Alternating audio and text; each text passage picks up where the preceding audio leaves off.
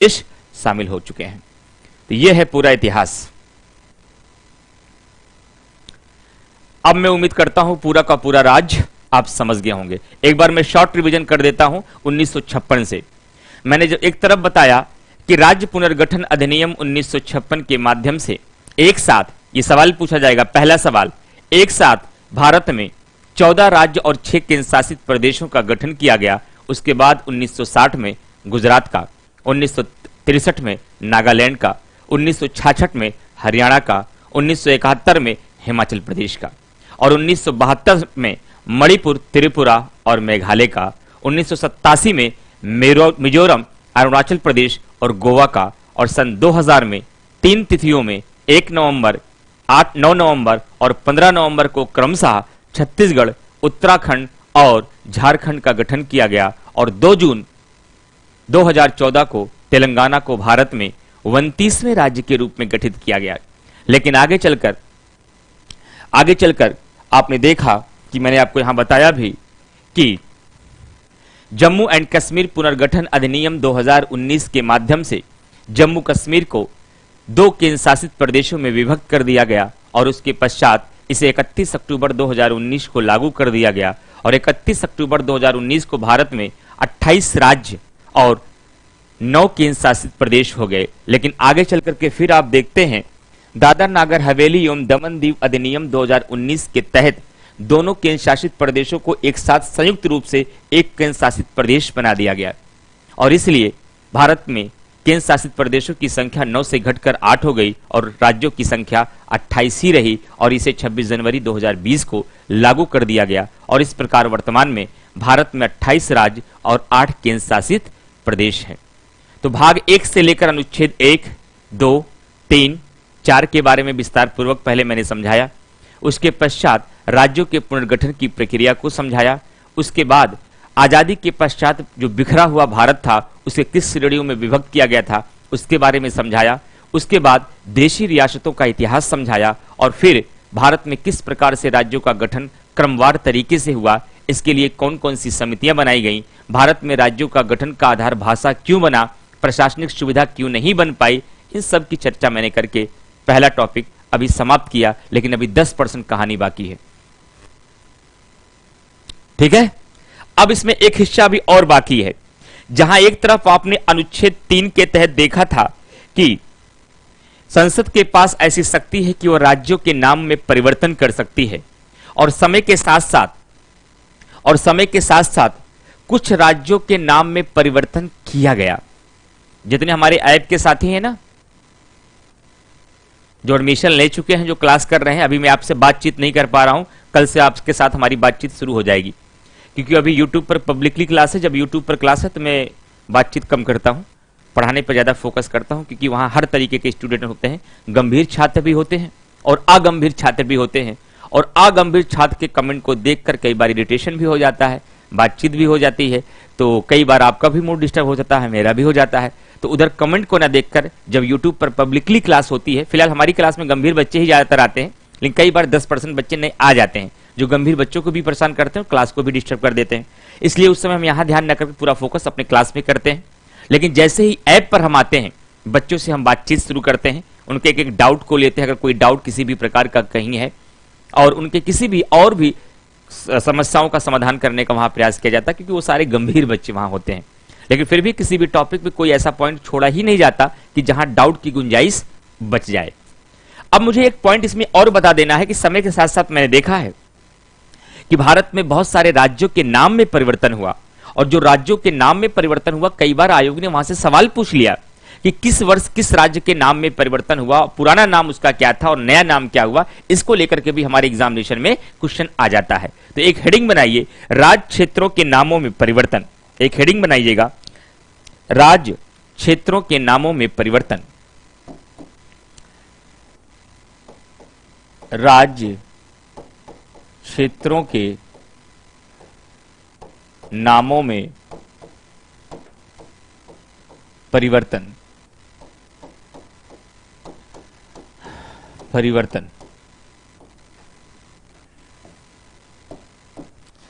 राज्य क्षेत्र के नामों में परिवर्तन। एक फ्लो चार्ट ऐसे बनाइएगा आप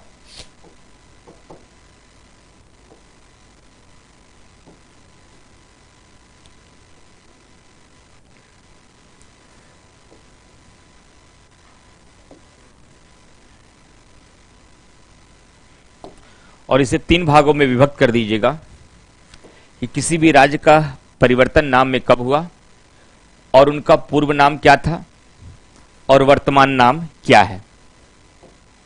उनका पूर्व नाम क्या था और वर्तमान नाम क्या है। पूर्व नाम,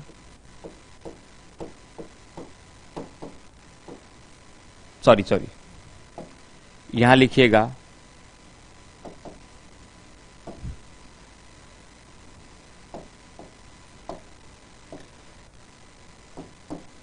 कब किया गया, कब किया गया। पूर्व नाम और वर्तमान नाम। वर्तमान नाम, यहां से एक क्वेश्चन आपके एग्जाम में बन सकता है और जब सवाल यहां से आएगा तो 90% लोग गलत करेंगे। सबसे पहले मैं देखूंगा 24 जनवरी 1950 को, 24 जनवरी 1950 को संयुक्त प्रांत का नाम बदल करके उत्तर प्रदेश कर दिया गया। आजादी के बाद सबसे पहला काम यही हुआ, संयुक्त प्रांत का नाम बदल करके उत्तर प्रदेश कर दिया गया। क्या कर दिया गया? संयुक्त प्रांत का नाम बदल करके उत्तर प्रदेश कर दिया गया। और 1 नवंबर 1956 को, 1 नवंबर 1956 को त्रावणकोर कोचीन का नाम बदल के केरल कर दिया गया। केरल, त्रावणकोर कोचीन का नाम बदल करके केरल कर दिया गया। और 14 जनवरी 1969 को, 14 जनवरी 1969 को मद्रास का नाम बदल करके तमिलनाडु कर दिया गया। मद्रास का नाम बदल करके तमिलनाडु कर दिया गया। 14 जनवरी 1969 को यह काम हो रहा है। और उसके बाद 1973 को, 73 में मैसूर का नाम बदल करके कर्नाटक कर दिया गया। मैसूर का नाम बदल करके कर्नाटक कर दिया गया। और 1973 के आगे बढ़ेंगे तो 1 नवंबर 1973 में ही जो मिनिकॉय तथा अमीन द्वीपी था उसका नाम बदल करके लक्षद्वीप कर दिया गया। 1973 में ही मिनिकॉय के नाम से जो जाना गया इसका नाम बदल करके लक्षद्वीप कर दिया गया।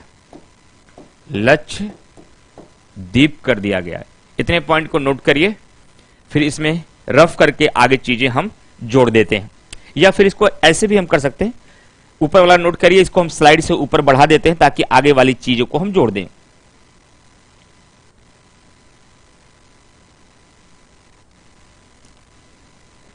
जैसे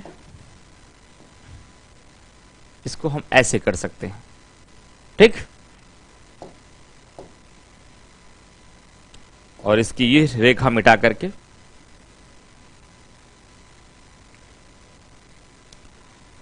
हम इसे बड़ी कर देते हैं। नोट्स बना लीजिए बाबू, एग्जाम में बड़ा काम आएगा। बार बार इतनी गहराई से डिस्कस किया जाता। काफी दिनों के बाद राज्यों के पुनर्गठन के इतने डिटेल में हम जा रहे हैं क्योंकि मैंने देखा, क्योंकि इस बार का लक्ष्य हमारा, हर बार का लक्ष्य 90% होता था कि 90% क्वेश्चन बच्चों के गलत सही होने चाहिए क्लास से कम, लेकिन इस बार का लक्ष्य हमारा 100% है। एक सिंगल क्वेश्चन किसी बच्चे का गलत नहीं होना चाहिए पॉलिटी में, जो इस बैच को ज्वाइन करेंगे या जो पॉलिटी यहां पर पढ़ रहे हैं। अब आपको बताते हैं 1992 में, 1992 में दिल्ली का नाम बदल करके, दिल्ली का नाम बदल करके क्या कर दिया गया? राष्ट्रीय राजधानी क्षेत्र कर दिया गया। राष्ट्रीय राजधानी राष्ट्रीय राजधानी क्षेत्र कर दिया गया। केवल लिखना ही नहीं है, या ऑन द टंग होना चाहिए, यानी आपके जुबान पे हर एक पॉइंट होना चाहिए, कोई पॉइंट मिस नहीं होना चाहिए। उसके बाद आगे चल करके 1 जनवरी 2007 को 1 जनवरी 2007 में, तिथि नहीं भी याद रखेंगे काम चल जाएगा, कम से कम 2007 याद रखिएगा, उत्तरांचल जो उत्तर प्रदेश से अलग हुआ था, पहले इसका नाम था उत्तरांचल, और उत्तरांचल का नाम बदल करके क्या कर दिया गया, उत्तराखंड कर दिया गया। उत्तरांचल का नाम बदल करके क्या कर दिया गया, उत्तराखंड कर दिया गया 2007 में। और इसी के पहले ही एक काम हो गया था, पहले मैं इसको ना लिख करके पहले मैं ये लिख देता हूं, फिलहाल इसको नीचे कर लीजिएगा, इसको नीचे कर लीजिएगा आप लोग, क्योंकि क्रमबद्ध तरीके से रहेगा तो याद करने में सुविधाजनक रहेगा। इसे आप ऊपर लिख लीजिएगा। 2006 में आप ध्यान रखिएगा, पांडिचेरी का नाम बदल के पुदुचेरी कर दिया गया है। पांडिचेरी का नाम बदल करके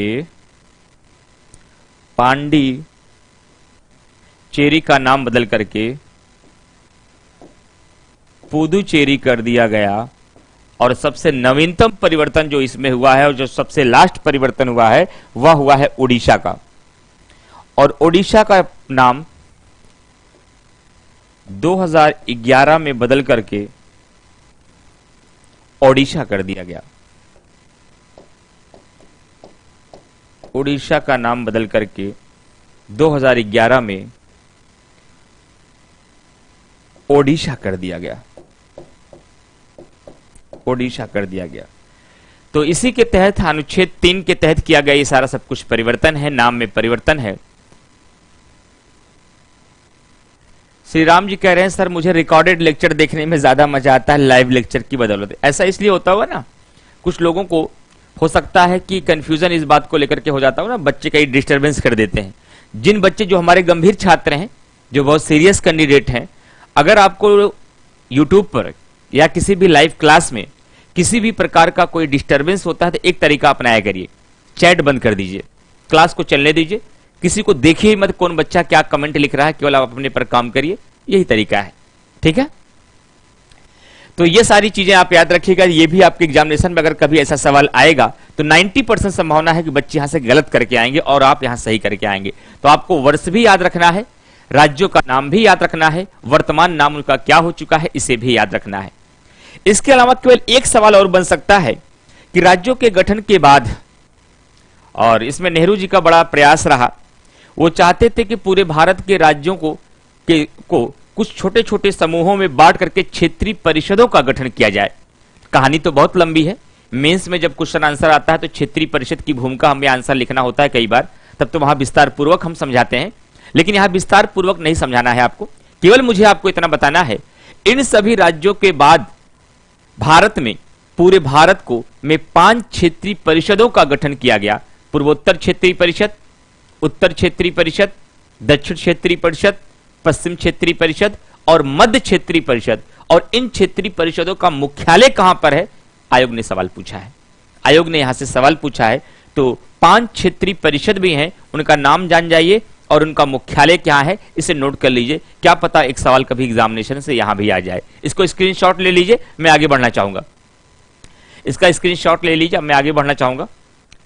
और भारत में क्षेत्रीय परिषद जब मेंस कभी पढ़ाएंगे 30 जून से जो बैच है ना, वहां पर मेंस में इन क्षेत्रीय परिषदों की अच्छाइयां, बुराइयां, उद्देश्य, कारण, लक्ष्य, इन सब का डिस्कस किया जाएगा। लेकिन अभी मैं जो आपसे डिस्कस करना चाहूंगा फ्रेंड, ध्यान रखिएगा, हां बिल्कुल सही। चलिए अभी मैं आपको सिर्फ ये बताना चाहूंगा यहां पर कि भारत में क्षेत्रीय परिषद हैं कितने। भारत में क्षेत्रीय परिषद, भारत में क्षेत्रीय परिषद, भारत में यदि क्षेत्रीय परिषद की बात की जाए तो वर्तमान में 5 क्षेत्रीय परिषद हैं। कौन कौन से हैं, एक फ्लो चार्ट बना के इसे देखिए।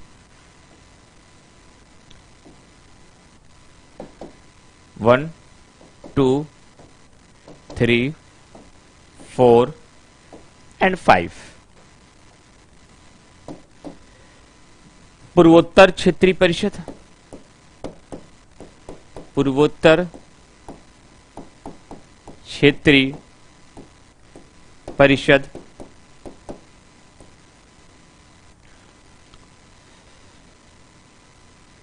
उत्तरी क्षेत्रीय परिषद, उत्तरी क्षेत्रीय परिषद, दक्षिणी क्षेत्रीय परिषद, दक्षिणी क्षेत्रीय परिषद, पश्चिमी क्षेत्रीय परिषद, पश्चिमी क्षेत्रीय परिषद, और उसके बाद है मध्य क्षेत्रीय परिषद, मध्य क्षेत्रीय परिषद। ध्यान से सुनिएगा, इन क्षेत्रीय परिषदों का गठन करने का एकमात्र उद्देश्य था ताकि राज्यों को आपस में सहयोग के साथ, एक दूसरे के सहयोग के नीतियों के साथ कार्य करने की प्रेरणा मिले और भारत के भीतर क्षेत्रवाद, संप्रदायवाद, भाषावाद और इन सारी चीजों से दूर करके सहयोगात्मक नीति के माध्यम से विकास करने का जो प्रोत्साहन उनको मिल पाए, इस उद्देश्य को ध्यान में रखते हुए क्षेत्रीय परिषदों का गठन किया गया था। मेंस में बहुत सारी चर्चाएं करेंगे, इसके पक्ष भी बताएंगे, इसके विपक्ष भी बताएंगे, जवाहरलाल नेहरू का उद्देश्य भी बताएंगे, लेकिन प्रीलिम्स में यहां नहीं। प्रीलिम्स में केवल इन क्षेत्रीय परिषदों को कितने क्षेत्रीय परिषद है यह पूछा जाता है, और उसके बाद इन क्षेत्रीय परिषदों का मुख्यालय आपके एग्जामिनेशन में पूछा गया है। मुख्यालय आपको याद होना चाहिए। इन क्षेत्रीय परिषदों का मुख्यालय कहां पर है?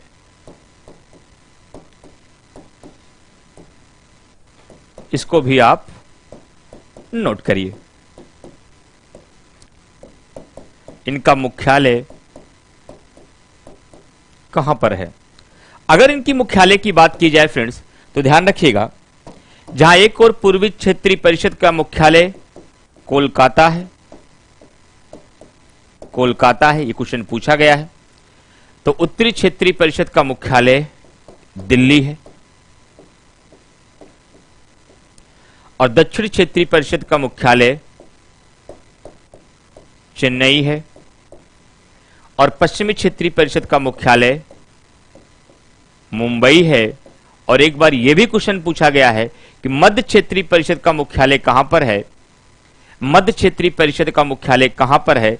तो आंसर हो जाएगा प्रयागराज में। पहला टॉपिक हमारा समाप्त हो गया। राज्यों का पुनर्गठन, भारत संघ और उसका राज्य क्षेत्र, आज तीसरे लेक्चर में, यानी कि 1.5-3 लगभग 4.5 घंटे के बाद समाप्त हो गया।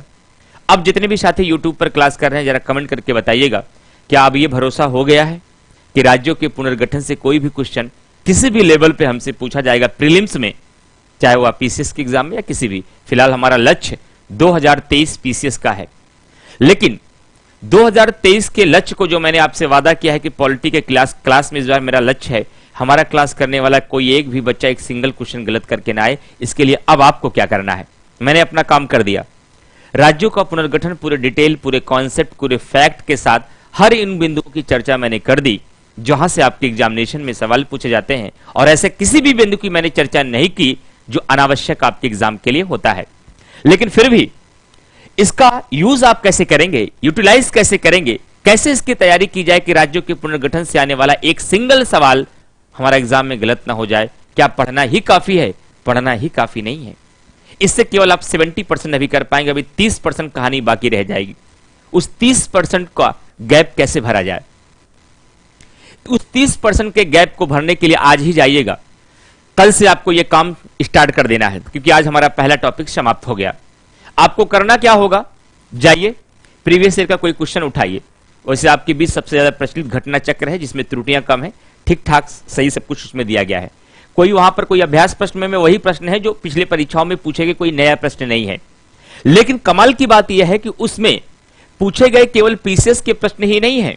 Uttarakhand PCS, Jharkhand PCS, Chhattisgarh PCS, Rajasthan PCS, एवं आईएएस, सभी प्रश्नों को वहां पर सम्मिलित किया गया समीक्षा अधिकारी के साथ।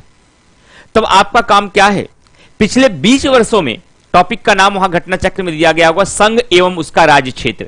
उस टॉपिक को खोलिएगा, पिछले 20 सालों में जितने भी 50, 60, 70 क्वेश्चन पूछे गए हैं उन सभी सवालों को लगाइएगा। कोई सिंगल क्वेश्चन शायद ऐसा नहीं मिलेगा जो आपको फंसा पाए, लेकिन क्वेश्चन करते समय कई बार आप फंसेंगे, सही आंसर आप नहीं लगा पाएंगे। जब नीचे जाकर उसकी व्याख्या को आप देखेंगे, लगेगा ये अच्छा ये पूछना चाह रहा था, हम तो कंफ्यूज कर रहे थे। तो जो गलतियां कल एग्जामिनेशन हॉल में होनी है वो अपने अभ्यास के समय आप अपने घर पे ही कर लेंगे और उसमें क्लियरिटी और अधिक आ जाएगी, जो टॉपिक आपने इतने विस्तार से पढ़ा है। तो जो टॉपिक पढ़िए उससे आधारित प्रीवियस ईयर के जितने अधिक अभ्यास करेंगे आप उतने ज्यादा दक्ष हो जाएंगे, उतने ज्यादा स्किलफुल हो पाएंगे, उतने ज्यादा मजबूत उस सेगमेंट में बन पाएंगे। ये जिम्मेदारी मेरी नहीं है, ये जिम्मेदारी आपकी है। आपको ये काम करके करना है। और हमारे जितने स्टूडेंट हैं, एडमिशन वाले जो बच्चे हैं, जब घटना चक्र के या प्रीवियस ईयर के सारे क्वेश्चनों को आप सॉल्व करिएगा, आईएएस तक, क्लास पीसीएस का लेकिन मैं आईएएस तक के चैलेंज कर रहा हूं, आईएएस तक के सारे क्वेश्चनों को आप सॉल्व करिए। कोई सिंगल क्वेश्चन फंसे तो हमें बताइए, कोई क्वेश्चन लेके आइए कि सर आपके इस टॉपिक के पढ़ाने के बाद ये क्वेश्चन एक साल वर्ष में पूछा गया है, ये क्वेश्चन नहीं हो पा रहा है, तो क्लास में समाधान करना वो मेरा दायित्व और मेरी जिम्मेदारी होगी। क्लियर? तो इस तरीके से पूरे एक एक टॉपिक को पढ़ते हुए क्वेश्चन सॉल्व करके अभ्यास के माध्यम से हम आगे बढ़ेंगे, तब जाकर ये हो पाएगा कि 100% पॉलिटी में हम एग्जाम में करके आएंगे। और अगर ऐसे ही सभी विषयों में कर दिया तो किसमें ये दम है कि पीसीएस क्वालिफाई करने से आपको रोक पाए। लेकिन ये काम आसान नहीं है, मेहनत करना पड़ेगा। बहुत सारे सेगमेंट है, हिस्ट्री है, ज्योग्राफी है, पॉलिटी है, इकोनॉमी है, करंट है, एनवायरमेंट है, यूपी स्पेशल है, जनगणना है। अगर सभी विषयों के सभी सेगमेंट पर ऐसे ही काम कर लिया गया तो कौन हराएगा आपको।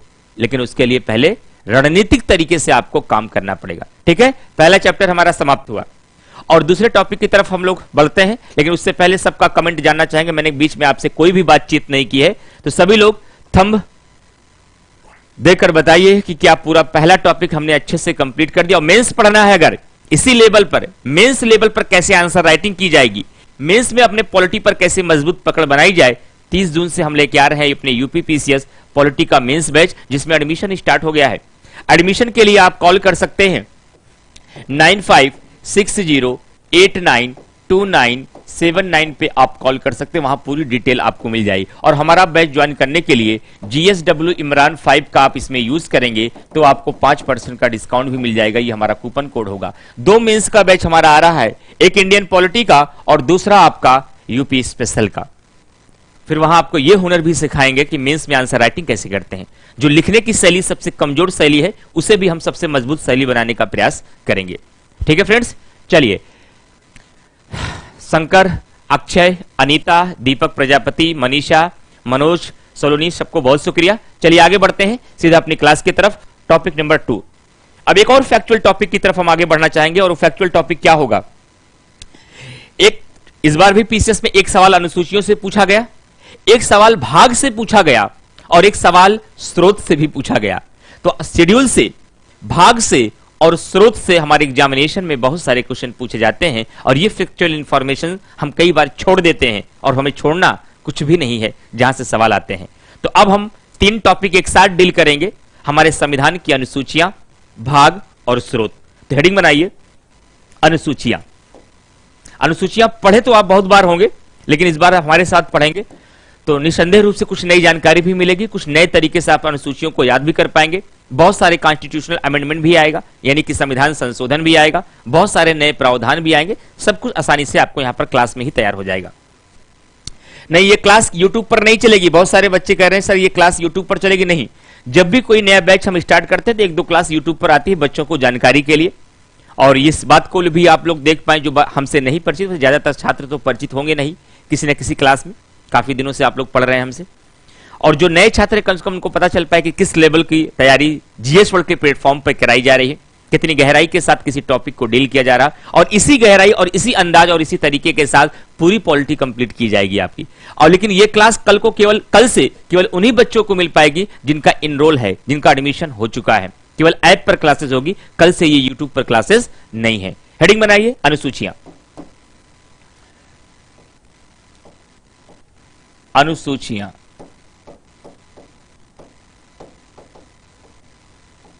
इसे कहते हैं शेड्यूल।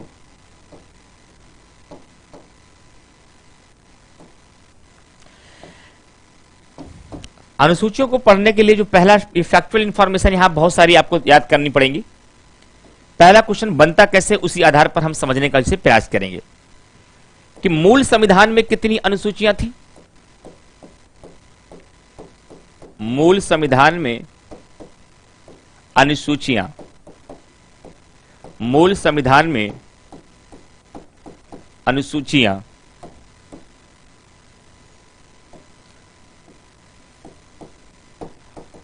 वर्तमान में अनुसूचियां, वर्तमान में अनुसूचियां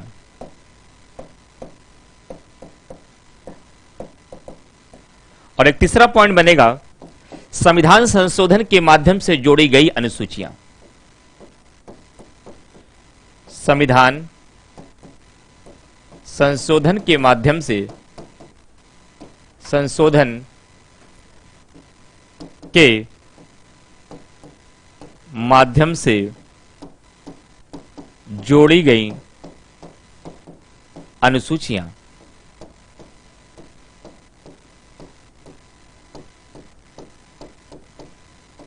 अनुसूचियां अगर फ्रेंड मूल संविधान की बात किया जाए तो मूल संविधान का मतलब हुआ 26 नवंबर 1949।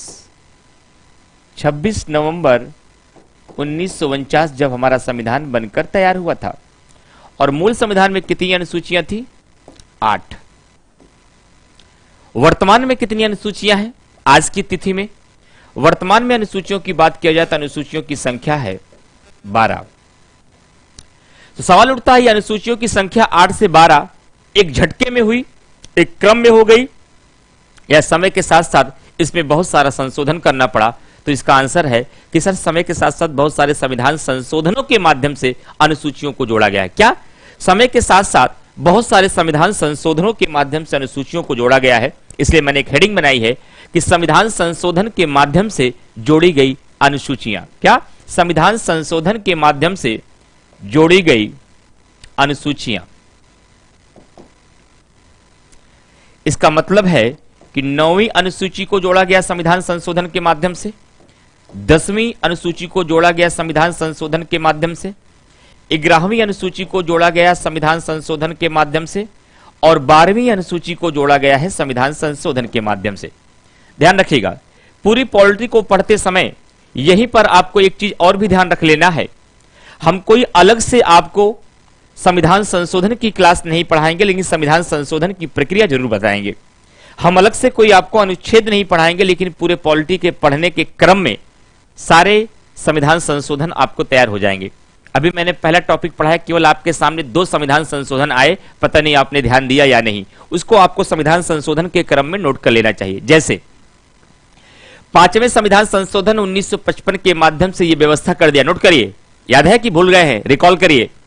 5वें संविधान संशोधन 1955 के माध्यम से यह व्यवस्था कर दिया गया था कि राज्यों के गठन के संबंध में कोई प्रस्ताव जब संसद में लाया जाएगा तो उसे राष्ट्रपति की पूर्व अनुमति के बाद लाया जाएगा। और साथ ही साथ इसी संविधान संशोधन के माध्यम से, यानी कि 5वें संविधान संशोधन के माध्यम से ही यह व्यवस्था कर दिया गया था, जब राज्यों के गठन के संबंध में कोई प्रस्ताव संसद में लाया जाएगा तो संबंधित राज्य विधानमंडल के पास विचार के लिए भेजा भी जाएगा। ये दोनों कार्य किस संविधान संशोधन के माध्यम से किया गया था? 5वें संविधान संशोधन 1955 के माध्यम से किया गया था। और दूसरा संशोधन मैंने एक और बताया था राज्यों के पुनर्गठन में, कि 7वें संविधान संशोधन 1956 के माध्यम से 7th कॉन्स्टिट्यूशनल अमेंडमेंट एक्ट 1956 के माध्यम से भाग 7 को निरसित कर दिया गया, यानी कि समाप्त कर दिया गया। जो आजादी के बाद भारत के सभी राज्यों को भाग का, भाग खा, भाग घा और घा, जो 4 राज्य श्रेणियों में इसे विभक्त कर दिया गया था, इसे समय के साथ क्या कर दिया गया? समाप्त कर दिया गया। यहां तक मामला एकदम क्लियर हो गया। चलिए आगे बढ़ते हैं नेक्स्ट पॉइंट की तरफ। अब ध्यान रखिएगा, यहां पर कुछ और संशोधन आपको पढ़ने के लिए मिलेगा। जैसे कि 9वीं अनुसूची को कब जोड़ा गया, तो इसका आंसर हो जाएगा प्रथम संविधान संशोधन 1951 के माध्यम से। प्रथम संविधान संशोधन 1951 के माध्यम से। 10वीं अनुसूची को कब जोड़ा गया? अभी हम बता नहीं रहे इस अनुसूची में क्या रखा गया है, अभी केवल हम आपको यह सिखा रहे हैं इसे किस संविधान संशोधन के माध्यम से जोड़ा गया। तो